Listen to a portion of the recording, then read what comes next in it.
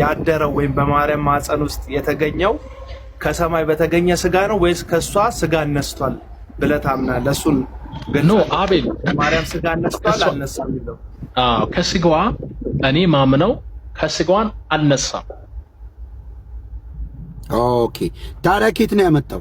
ኬት ነው የነሳው? ቅድም አነበብኩልህ እኮ በሉቃስ ወንጌል መጽሐፍ ምዕራፍ 1 ላይ ያለው።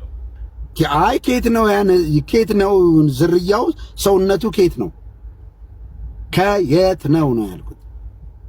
ኦኬ ጥሩ ጥያቄ ነው። ጥሩ ጥያቄ ነው። አንደኛ የክርስቶስ ስጋ አምላክ ነው። አምላክ ማለት ስጋው ስፒሪት አምላክ ነው።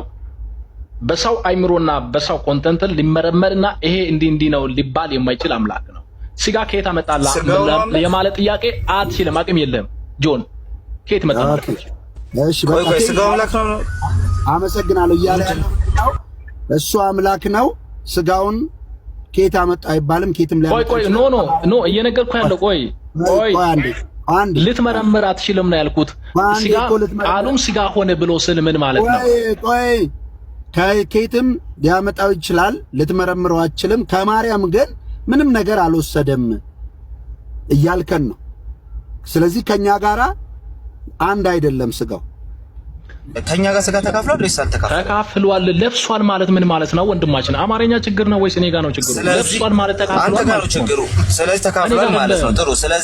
ስለዚህ የኛ ኢየሱስ የያዘው ስጋ የኛ ስጋ ነው ማለት ነው አይደል? የኛ አይነት ስጋ ያ ይሄ ትክክል ነው። ፋክት እኮ ነው። ቅድም ተናግሬ ነው የራሴን ተናግሬ እኮ። ታዲያ የኛ አይነት ስጋ ከሆነ እኮ ከማርያም ስጋ አልነሳም ማለት አትችልም እኮ። ታዲያ ከማርያም ስጋ አልነሳም አላልኩም፣ ነስቷል። ከማርያም ስጋ ለብሷል ማለት ነው ነስቷል። ስለዚህ ከማርያም ስጋ ነስቷል፣ ያ የኛ ስጋ ተካፍሏል። ጥሩ።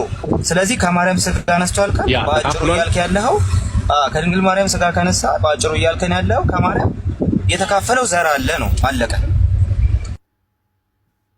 አው ዘር አለው። አው ተናገር። ቅድም እኮ ነገርኩህ። ያንን የአብርሃም ለአብርሃም የገባው ለይስሐቅ የገባው ያ ለያዕቆብ የገባው ገብቶ የነበረውን ያንን የተስፋ ቃልበት አንዴ ቆይ አሁን ያልከው ትክክል ነው። ቅድም እንደሱ እያልክ ስላልነበረ ነው።